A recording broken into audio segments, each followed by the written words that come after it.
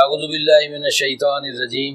بسم اللہ الرحمن الرحیم نحمدہ و نصلی علی رسول الکریم۔ سامعین محترم، یہ سورۃ بقرہ کی آیات 158 تا 162 ان کا ترجمہ اور مختصر تشریح پیش خدمت ہے۔ ان الصفا والمروہ من شعائر اللہ، یقیناً صفا اور مروہ شعائر اللہ میں سے ہیں۔ فمن حج البیت او اعتمر فلا جناح علیہ ان یطوف بہما، جو کوئی بیت اللہ کا حج کرے یا عمرہ کرے اس پر کوئی گناہ نہیں، فلا جناح بس اس پر کوئی گناہ نہیں، ان یطوف بہما کہ وہ ان دونوں کا طواف کرے۔ لفظی ترجمہ تو یہ بنتا ہے، لیکن مراد یہ ہے کہ ان دونوں کے درمیان سعی کرے، جو حج کا ایک رکن ہے۔ ومن تطوع خیرا، اور جو کوئی دل کی رغبت کے ساتھ بھلائی کا کام کرے، فإن اللہ شاکر علیم، بے شک اللہ تعالیٰ شاکر ہے اور علیم ہے۔ ان الذین یکتمون ما انزلنا من البینات والہدی، یقیناً جو لوگ چھپاتے ہیں جو ہم نے ان پر اتارا، من البینات والہدی، بینات کا معنی واضح تعلیمات اور ہدا کا معنی جو ہدایت پر مبنی ہے، ہدایت پر مبنی واضح تعلیمات جو ہم نے اتاری ہیں، ان کو جو لوگ چھپائیں گے یا چھپاتے ہیں، من بعد ما بیناہ للناس فی الکتاب، اس کے بعد کہ جب کہ ہم نے اس کو واضح طور پر کتاب کے اندر لوگوں کے لیے بیان کر دیا ہے، اولئک یلعنہم اللہ و یلعنہم اللاعنون، تو ایسے لوگ وہ ہیں کہ جو اللہ کی رحمت سے دھتکار دیے گئے، اور یہ اس لاعنون، اب لعنت کا لفظ ہے اردو میں جن معنوں میں استعمال ہوتا ہے یہ ذرا نیگیٹو اور گالی بن جاتا ہے، لیکن قرآن مجید اور اللہ تعالیٰ نے جن معنوں میں استعمال کیا ہے عربی زبان کے اندر، یہ ہے اللہ کی رحمت سے محرومی، اور اللہ کی رحمت سے محرومی کی دعا کرنے والے بھی ان پر اسی قسم کی دعا کرتے ہیں کہ یا اللہ حق چھپانے کی وجہ سے تو انہیں اپنی رحمت سے محروم کر دے۔ ہاں جی، دھتکار اور پھٹکار جس کا دوسرے لفظوں میں ہم ادا کر سکتے ہیں جس کا مفہوم، تو یہ بات ہے۔ الا الذین تابوا، سوائے ان لوگوں کے جنہوں نے رجوع کر لیا، جو پلٹ آئے اللہ کی طرف، وَأَصْلَحُوا، اور اپنی اصلاح کر لی، وَبَيَّنُوا، اور اس حق کو بیان کر دیا جس کو دوسرے چھپا رہے ہیں، فَأُولَئِكَ أَتُوبُ عَلَيْهِمْ، تو جو اللہ کی طرف پلٹ کے آئے، اللہ فرماتا ہے کہ ایسے لوگوں کی طرف میں بھی اپنی رحمت کے ساتھ متوجہ ہو جاتا ہوں اور انہیں اپنی رحمت میں لے لیتا ہوں۔ وَأَنَا التَّوَّابُ الرَّحِيمُ، وَأَنَا، اور میں، التواب، بہت زیادہ متوجہ ہونے والا، پلٹ آنے والا، لوگوں کی توبہ قبول کرنے والا، یوں بھی آپ آسان لفظوں میں جو عام محاورے میں ہمارے یہاں استعمال ہوتا ہے، بہت زیادہ توبہ قبول کرنے والا اور رحیم ہے، مہربان ہے۔ تو وہاں دھتکار پھٹکار نہیں ہے اللہ کے ہاں، اللہ کے ہاں تو قبولیت ہے۔ ان الذین کفروا، یقیناً جن لوگوں نے کفر کیا، وماتوا، اور مر گئے، وہم کفار، کہ وہ کفار تھے، کفر ہی کی حالت میں وہ ان کو موت آئی، اولئک علیہم لعنت اللہ، یہی وہ لوگ ہیں جن پر اللہ کی پھٹکار ہے، والملائکۃ، اور فرشتوں کی بھی، والناس اجمعین، اور تمام انسانوں کی بھی، کیوں؟ انہوں نے انسانیت کی بھلائی کے خلاف کام کیا۔ خالدین فیہا، اس میں وہ ہمیشہ رہیں گے، لا یخفف عنہم العذاب، تو اللہ کی رحمت سے محرومی کی وجہ سے جس عذاب میں وہ مبتلا کیے جائیں گے ان کا عذاب کم بھی نہیں کیا جائے گا، کوئی تخفیف نہیں ہوگی اس عذاب میں، ولا ہم ینظرون، اور نہ انہیں کوئی مہلت ملے گی اور کہ کہیں سے وہ مدد پا لیں، تو اس نوعیت کی بھی کوئی بات ان کے ساتھ نہیں ہوگی۔ سامعین محترم، یہ جو پہلی آیت ہے یہ کچھ ذہن میں سوالات پیدا کرتی ہے. صحابہ کرام کے دور میں بھی پیدا ہوئے اور ان کا حال بھی بہرحال موجود ہے کہ صفا اور مروہ اللہ کی نشانیاں ہیں، شعائر اللہ، اللہ کی نشانیاں، اللہ کی علامات. مذہبی طور پہ جو کچھ علامتیں ہیں، علامت مذہب کی جن کو قائم رکھنا ضروری ہے، یا عبادات میں سے جو اجزاء ہیں جن کا جو پہچان ہے ان کو شاعر اللہ کہا جاتا ہے. تو صفا اور مروہ بھی شاعر اللہ میں سے ہیں، اور حج اور عمرے کے دوران ان کی درمیان سعی کرنا جی چکر لگانا، تو یہ حج کا بھی حصہ ہے اور عمرے کا بھی حصہ ہے. اور اگلی بات جو اللہ تعالیٰ نے یہاں پہ فرمائی نا، بلا جناح علیہ، جس نے حج یا عمرہ کیا ہے اس پر کوئی گناہ نہیں ہے کہ وہ اس کے درمیان سعی کرے. تو اب حالانکہ سعی کرنا واجب ہے اور حج اور عمرہ دونوں کا حصہ ہے، اور اس کے بغیر پھر حج نہیں ہوتا، نامکمل رہ جاتا ہے، اور عمرہ بھی نہیں ہوتا. تو اس لیے لیکن یہاں پہ جو اسلوب ہے وہ کیا ہے، فلا جناح علیہ، اس پہ کوئی گناہ نہیں ہے. تو حالانکہ کہنا تو یہ چاہیے تھا کہ لازم ہے کہ اس کی صحیح کریں، تو لیکن یہاں پہ کیا کہا، گناہ نہیں ہے.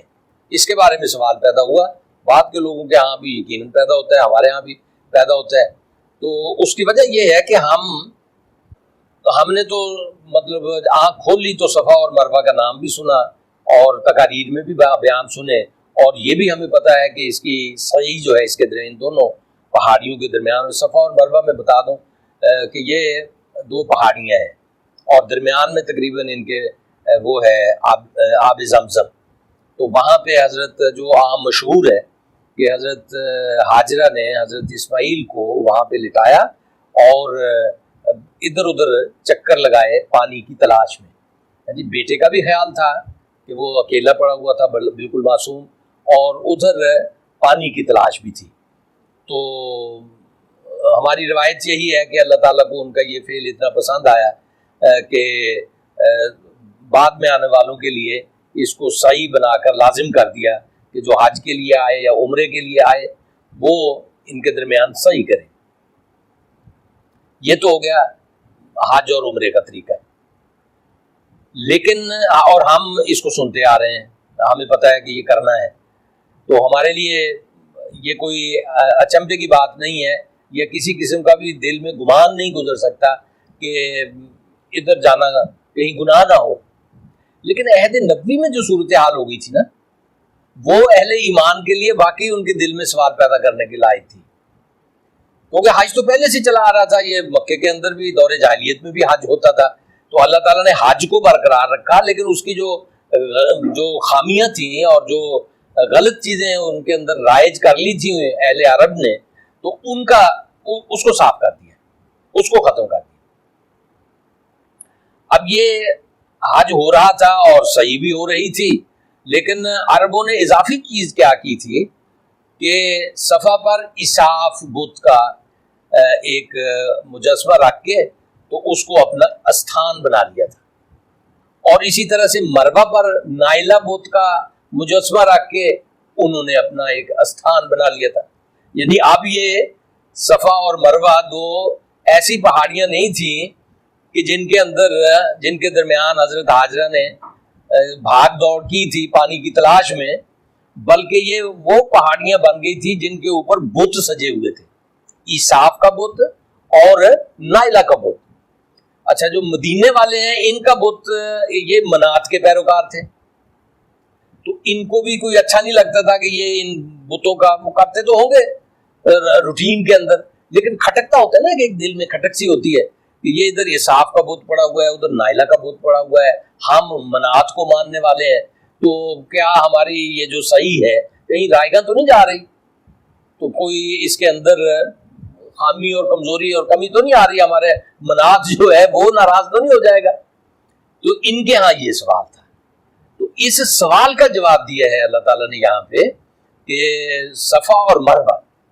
ان کے اوپر جو بت رکھے ہوئے ہیں نا، ان کا اللہ سے کوئی تعلق نہیں ہے، نہ اللہ کی تعلیم سے تعلق ہے، نہ حضرت ابراہیم علیہ السلام سے تعلق ہے، کیونکہ حضرت ابراہیم علیہ السلام تو بت شکن تھے، لیکن اولاد بت گھر بن گئی تھی. انہوں نے بتوں کو بنا کر خرید کر سجا کر اور ان کے اوپر چڑھاوے چڑھا کر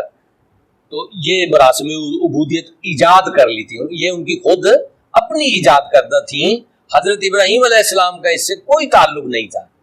لیکن یہ بھی تاریخ ہے کہ نبی یا جو رہنما ہوتے ہیں مختلف ادوار کے، بڑی بڑی شخصیات ہوتی ہیں، ان کے نام پہ لوگ ایسی ایسی چیزیں ایجاد کر لیتے ہیں بعد میں کہ ان کا کوئی تعلق نہیں ہوتا. اگر ان کو پتہ چلے تو وہ بھی اس بات پہ نہ صرف پریشان ہو، پشیمان بھی ہو کہ یہ ہمارے بعد والوں نے ہمیں کیا بنا لیا یا ہمارے نام کو کس طرح سے استعمال کیا. تو لیکن یہ تاریخ ہے، ایسا ہوتا ہے اور ہوتا رہا ہے، اور ہمارے ہاں بھی ہو رہا ہے. جہاں پہ مناسب موقع ہوگا تو میں اس کی وضاحت کر دوں گا، بتا دوں گا. لیکن الحمدللہ بیت اللہ جو ہے وہ خالص اللہ کا گھر ہے. وہاں پہ آپ کوئی ایسی چیز موجود نہیں ہے جو ہمارے دلوں میں کھٹ کے یا سوال پیدا ہو یا جس کی وجہ سے ہم پریشان ہوں. تو اللہ کا گھر، جناب رسول اللہ صلی اللہ علیہ وسلم کا شہر، وہ اس قسم کی بدعات سے، شرک سے، رسموں سے اور غیر اسلامی امور سے پاک ہیں، اور صرف اللہ ہی کی عبادت ہوتی ہے. یا روضہ نبوی پہ صلاۃ و سلام پڑھا جاتا ہے تو حضور صلی اللہ علیہ وسلم کے ہاں حاضری ہوتی ہے. تو اس کے علاوہ اور کچھ نہیں ہوتا، اللہ ہی کی عبادت ہوتی ہے.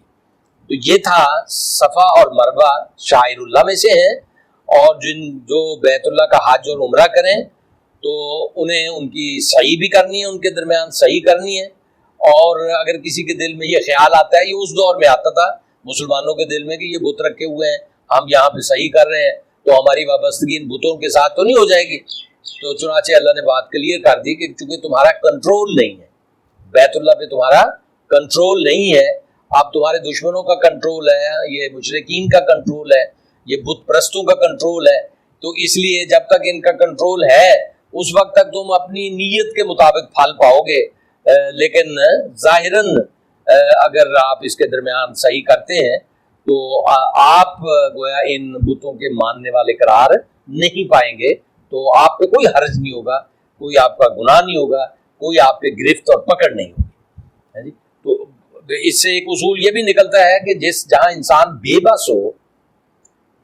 اس کا بس نہ چلتا ہو، یعنی غیر مسلم ممالک جو ہیں اس کے اندر رہنے والے مسلمان، وہ اپنی حد تک اسلام پر عمل کرنے کے پابند ہیں، اپنی استطاعت کی حد تک. تو اللہ تعالیٰ نے کسی پر اس کی استطاعت سے بڑھ کر بوجھ نہیں ڈالا. جی اب آگے آئیں. ان الذین یکتمون ما انزلنا من البینات والہدی، تو جو لوگ چھپاتے ہیں جو کچھ ہم نے نازل کیا ہے بینات واضح ہدایت کے طور پر، من بعد ما بیناہ للناس فی الکتاب، یعنی اس کے بعد کہ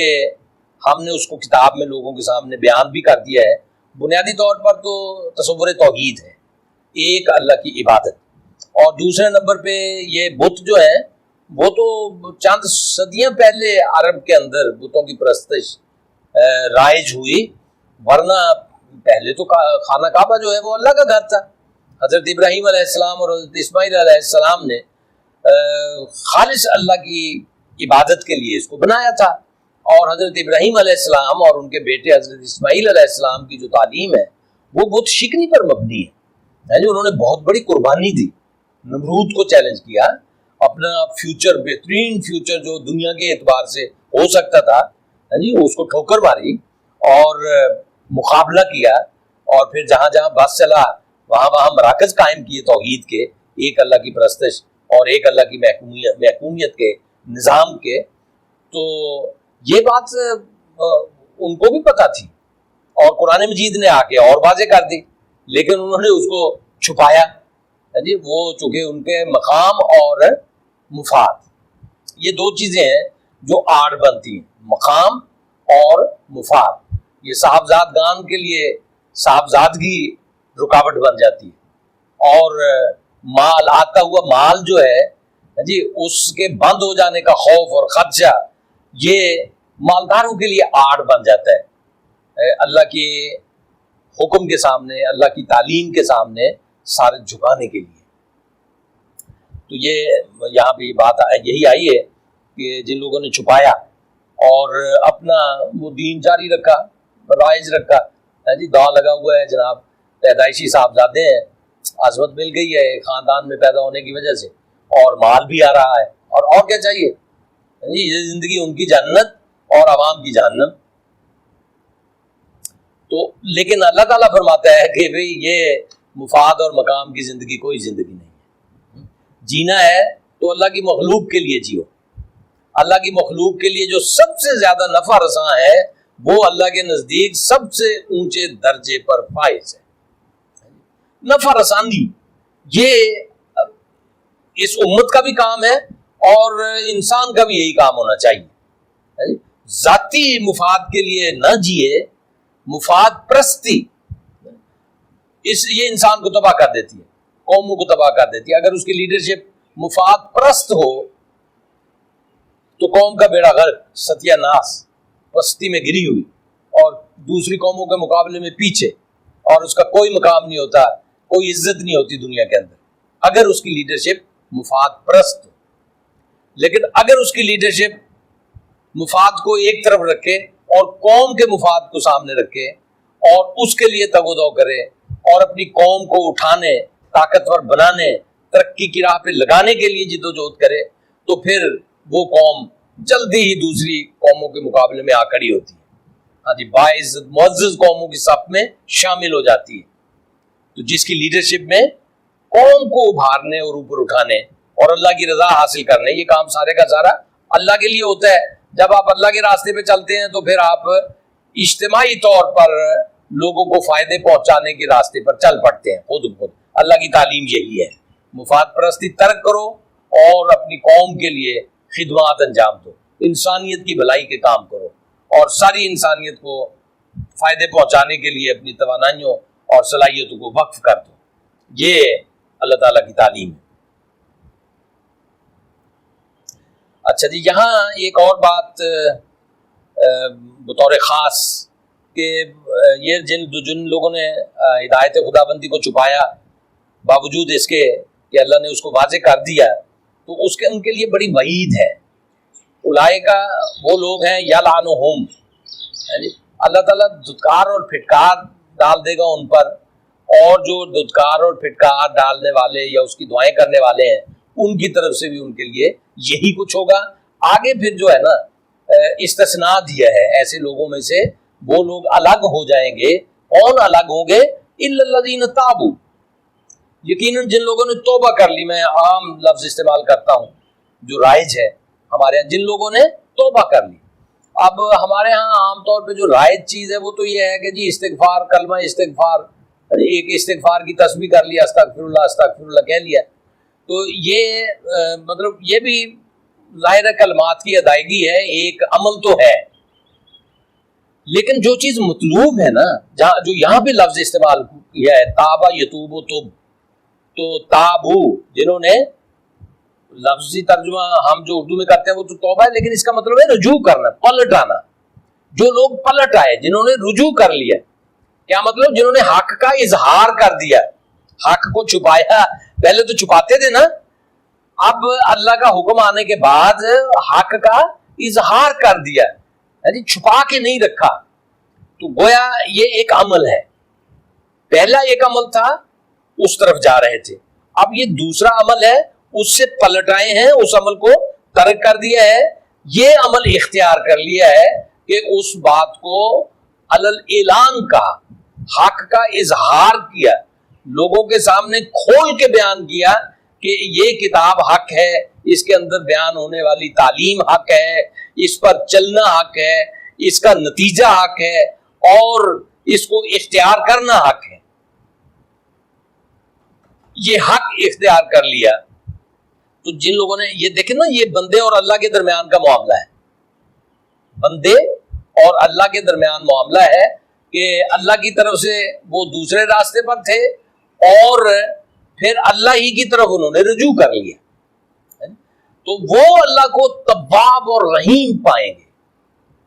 اللہ کو بہت زیادہ توبہ قبول کرنے والا، یعنی بہت زیادہ قدردان بھی آپ کہہ سکتے ہیں کہ جنہوں نے جو مطلب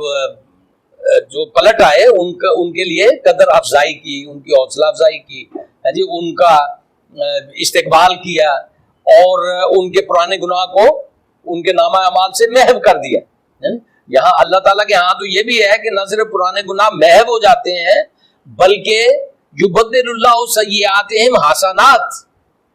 اللہ ان کی سیئات کو حسنات میں بدل ڈالتا ہے۔ یہ ان کی اپنی کارکردگی ہوتی ہے، اور کارکردگی یعنی جتنا آپ زیادہ گڑ ڈالیں گے اتنا ہی اللہ کے ہاں سے وہ میٹھا بنے گا،